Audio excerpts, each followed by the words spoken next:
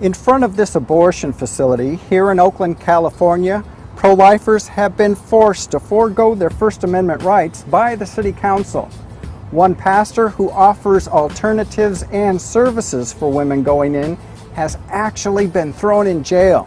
Stay tuned for this amazing story. Reverend Walter Hoye is the founder of the Issues for Life Foundation. He's also the executive elder of the Progressive Missionary Baptist Church in Berkeley, California. 3 years ago, Walter began offering sidewalk counseling to women considering abortion outside the Family Planning Specialist Medical Group. This is an abortion facility located in Oakland, California. Walter was moved to offer to help the many African American women who were being targeted by the facility. Along with 2 elderly members of his church, Walter would offer information and counseling services to women unaware of the devastating effects of abortion. I loved being out there on the sidewalk. I loved being involved in reaching our people going into the clinic with the truth about what abortion really is. And oftentimes the women would stop just simply because they see an African American pastor standing on the sidewalk and they want to know why I was there, and of course that would be the perfect intro into the discussion. My message was simply this: God loves you and your baby, let us help you. And as a member of a church, I had the ability to literally help the women right there on the sidewalk, and we could help them with almost anything they were facing. In addition to that, we were partnering with a pregnancy center that offered doctors, nurses, ultrasound, and got even into long-term care, long-term solutions regarding this issue. So we had a wide range of alternatives that were readily available to us. So when we were on the sidewalk, we were really ready to help people. Do you ever see this aha moment where the light bulb comes on and the women realize that they're talking about and considering 2 lives, not just one?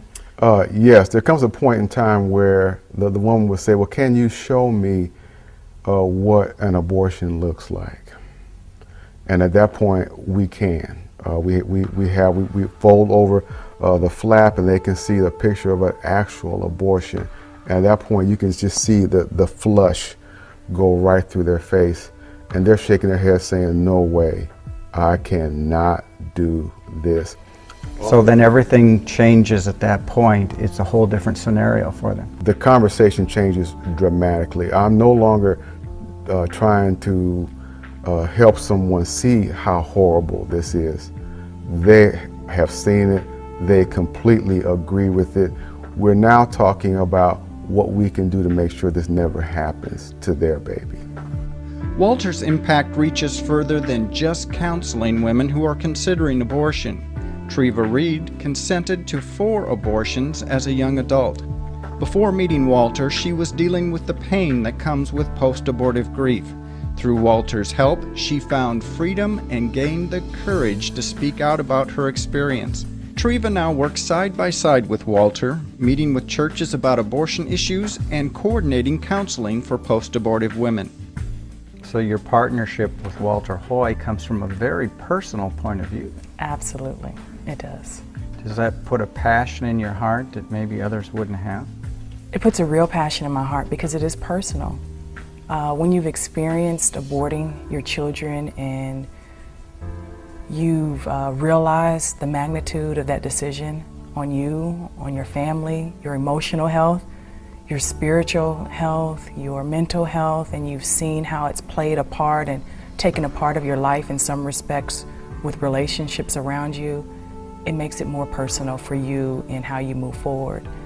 And I think what amazes me about the relationship that I have with Walter and his wife Lori is that not only did I learn how to move forward in sharing my passion, I think that I'm gaining from them a strategy with what it is I'm called to do concerning the unborn child, and specifically concerning a particular segment of the population, the African American people that I can relate more closely with and prayerfully will be able to speak more directly to.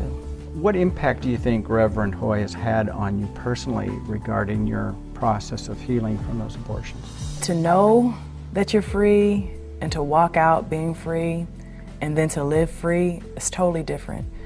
And I think I've gone from just walking in a freedom and enjoying some sense of peace and knowing that the Lord has forgiven me and that I'm healed, to now being more actively involved to helping other women walk it out. And working with Walter has helped me to do that even in my own community. I'm encouraged in how I've grown through working with him to really walk out my freedom and to help others and to speak more passionately and not passively about the experiences that I've had and the truth about abortion and the unborn child and the effects of abortion on women.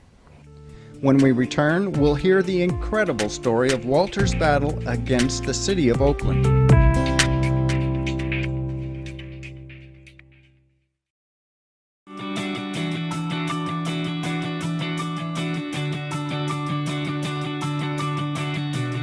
Whether you're a student needing answers, a parent needing help, or a concerned citizen wanting to make a difference, Life Issues Institute has the resources you need to put your values into action.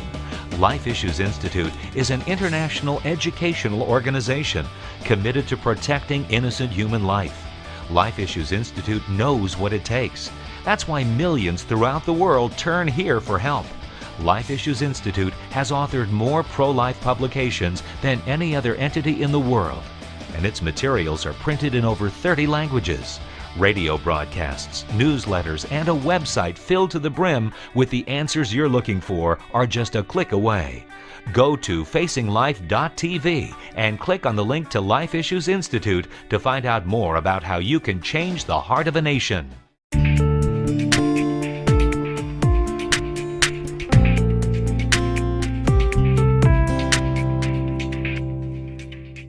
In 2007, Oakland City Council began talks to institute a law that would prohibit sidewalk counselors from offering help to women outside of abortion facilities. When Walter heard this news, he and the elderly women who counsel with him attended the City Council meeting to protest this action. The new law, called the Bubble Ordinance, applies within 100 feet of abortion facilities. It prohibits sidewalk counselors from getting within 8 feet of women entering any local abortion business. But it only prohibits pro-life activists from talking with the women. This law gave the abortion facility escorts the right to block Walter's sign and make it nearly impossible for him to communicate with any of the women entering the building. That I didn't breach, I didn't get closer than 8 feet. As a matter of fact, it was almost impossible for me to get closer than 8 feet because I'm surrounded by the escorts who are there to not only block my message, they block my body, they block my sign, and they've made it extremely difficult for us to have this conversation. I've had escorts put this sign right in my face, and that's clearly an aggressive move. And they would do that even when there was no one coming into the clinic. So even though there was nobody coming in the clinic did not want my message to get out to even people driving by, even people walking by in the neighborhood. This is how aggressive the abortion clinic experts were here in Oakland. Frustrated by Walter's peaceful persistence, the Family Planning Specialist Medical Group was looking for any means to stop him. Walter was arrested on May 13th of 2008 outside the abortion facility for violating the Bubble Ordinance. After a 13-day trial in December, Walter was sentenced to spend 30 days in jail. I was in jail on a 30-day sentence, 19 days. I didn't really know that even though they assign you 30 days in jail, you don't actually serve your full time. I was really grateful to get out of jail. We did a lot of great work while we were in jail in terms of doing the work of the evangelist there. But nevertheless, I couldn't have been happier the day I got out. But while I was there, I led 8 men to Christ. I ministered to several jailhouse preachers, if you will.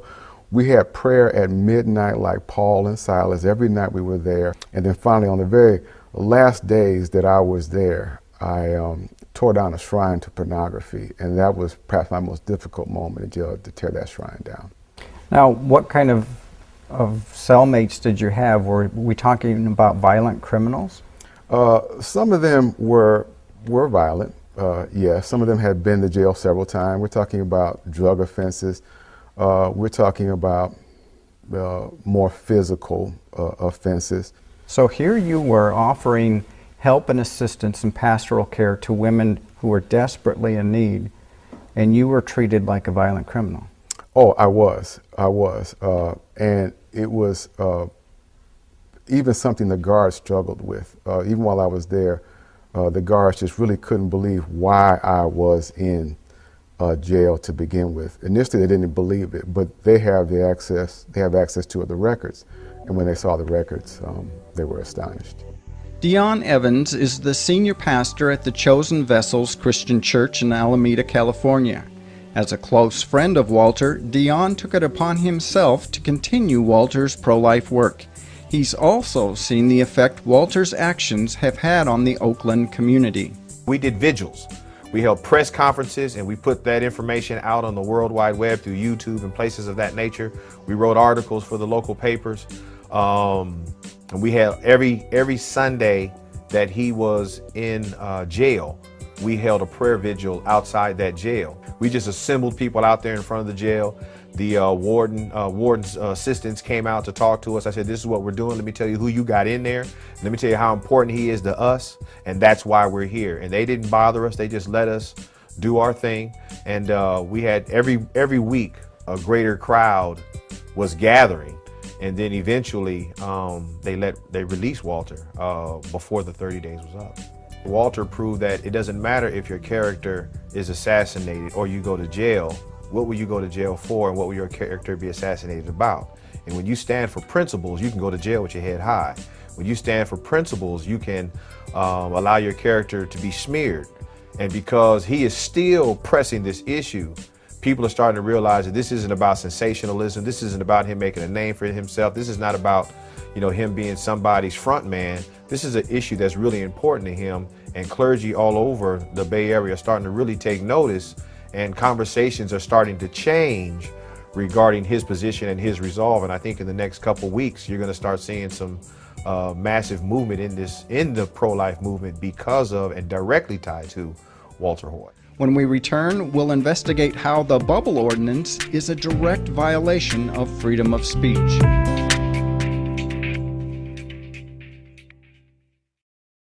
Thank you for inviting us into your home. Each week we feature real people who deal with real-life issues head-on. Some of their experiences are uplifting, while others will break your heart. But in the end, the message is clear. Those who follow biblical principles on the issues of life are blessed. Become a partner with us in providing a positive, life-affirming message to help change the way the next generation values innocent human life. Please consider a generous gift to help offset the costs of producing this important quality programming. You can donate on our secure website at facinglife.tv or by calling the phone number on your screen during normal business hours. Together, we can make a real difference for life.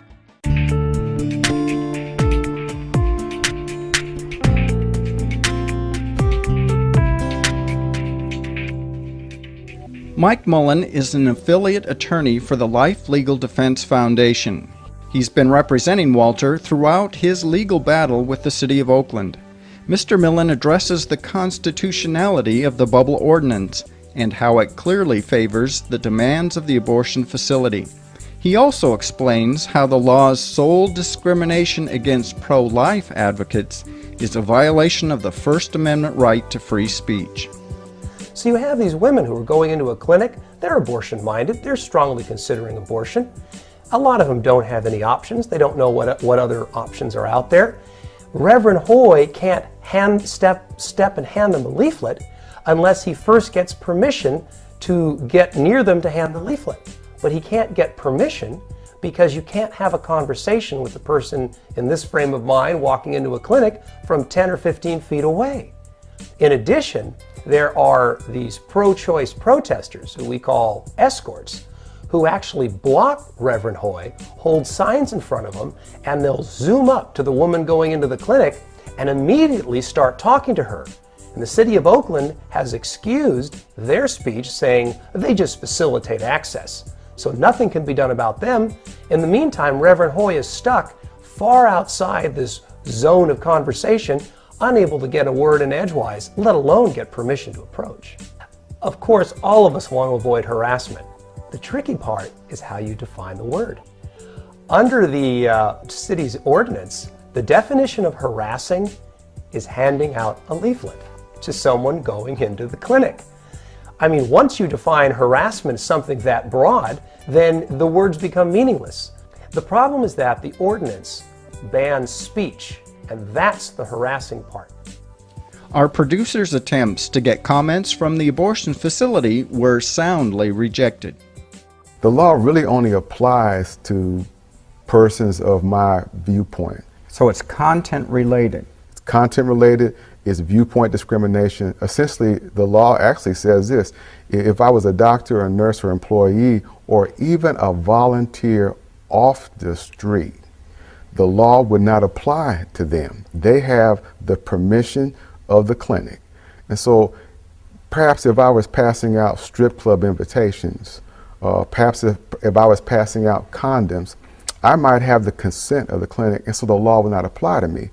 But since I did not have the consent of the clinic to be on a public sidewalk in the city of Oakland, the law did apply to me.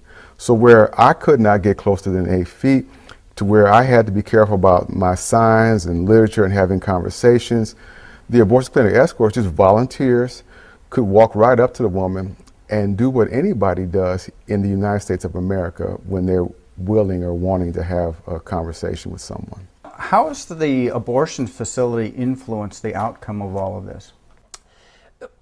In the same way that a lobbyist influences the outcome of legislation. It's been incredible. We received emails that were previously secret that show the abortion facility was communicating with the district attorney and the city attorney to try to put together an arrest of Walter Hoye to figure out what can we do in order to stop Walter Hoye. Reverend Hoye was following all the rules. This was so frustrating to the abortion clinic that here is a man handing out literature, sometimes having a tremendous effect that women decide they're not going to have an abortion, but he doesn't break any rules. So just like in the Bible story of Daniel, they concoct to have this wacky rule placed that violates free speech rights, get the guy arrested and convicted, and congratulate themselves on what a fine job they've done for the community. The abortion industry has never been about pro-choice. They just use the arguments of pro-choice to keep people who are pro-life and don't know how to argue the case at bay. The abortion industry isn't about pro-choice. What's it about? It's about the genocide of populations. It's about population control, and it's about making a lot of money and getting it federalized if possible, because if this new healthcare plan goes into place, it's going to get worse. Imagine being able to pass laws that can strip away constitutionally guaranteed rights of citizens. I think we can all see where this can go. We're supposed to live in a society where we are all protected and we all enjoy the rights that are afforded to us by our Constitution. But imagine a tool in the place of an elite group that can say, well, we think the Constitution should apply to this group, but not to this group. And it's arbitrary. They can just make that decision. Well, you can imagine if this is something that's allowed to continue happening, we're unsuccessful in our attempt to overturn this, I can see in the future that we're going to be up against it, very much so. Coming up, we'll learn what's next for Walter in his fight for free speech.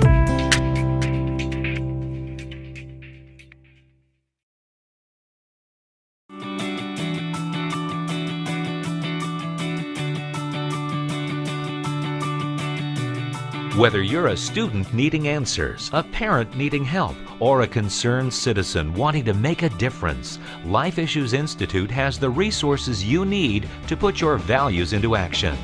Life Issues Institute is an international educational organization committed to protecting innocent human life.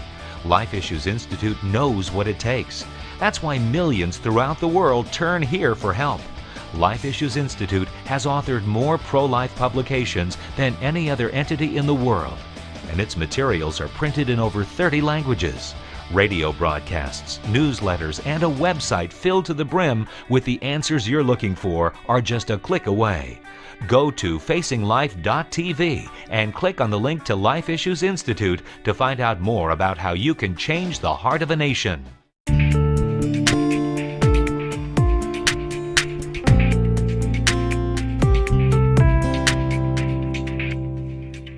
Walter and Mike have now filed a civil lawsuit with the Ninth Circuit Court of Appeals challenging the constitutionality of the law. They're optimistic the court will recognize the law is viewpoint discrimination and rule in favor of free speech rights. Legal experts on both sides of the abortion issue agree the court's ruling could have profound effects on the free speech of all Americans. As Walter's fight continues, it galvanizes the pro-life movement as more people become aware of this issue. He remains hopeful as he persists in giving aid to women and their unborn children. How optimistic are you about the outcome? Believe it or not, we feel very optimistic that the Ninth Circuit will see this ordinance for what it is. The Ninth Circuit is very jealous of free speech rights. A lot of people may say that they make mistakes, they're too liberal. Maybe that's true in some things, but in free speech, I'm not sure that being liberal is a bad thing, because the Constitution assumes that there's this marketplace of ideas and all of us should have an opportunity to engage in the market. That's what Walter Hoye is doing, and we believe the Ninth Circuit is going to allow him to keep doing what he's been doing so effectively. As someone who made the decision to abort, I wish that there would have been someone there to provide me a leaflet or someone there to share a word or to extend a gesture to give me a sense of hope that this wasn't the only way that I had to go with either of my children. Walter is a man of integrity. I believe in everything that he's done with a spirit of peace to bring attention to this injustice for the child, and that I admire. Because of Walter Hoye, the future looks bright as it relates to winning this battle over the abortion industry in any community. Walter took a big risk. He took a big gamble, but it is awakening of people, and not just blacks. Because just like any leader who's African American who is successful in the public square, it takes more than just black people supporting. Walter happens to be blessed to be black. But last I checked, righteousness and integrity don't have any color. We've actually seen lives actually change. People seem to look at life completely different. They take more responsibility for the actions that they've made, from the choices that they've made. And now they're on a much healthier stand.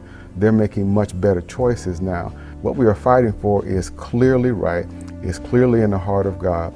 And I think the people of this country know that what's on the inside of a woman is a live, living, breathing human being. And that abortion is killing that child. Abortion is just legalized murder. The city of Oakland, California is flexing its political muscle, trying to muzzle the free speech of pro-lifers, offering women alternatives to abortion. But the Ninth Circuit Court of Appeals may have the final word, and Walter's attorney is optimistic about the outcome. Thanks for watching. Walter and his attorney are in a heated battle to protect the free speech rights of pro-lifers to offer aid to women. Help stand for free speech everywhere by proudly displaying this patriotic mug. Simply visit our website at facinglife.tv to enter for your chance to receive this special free gift. As always, while you're there, find out how you can get a copy of today's episode on DVD.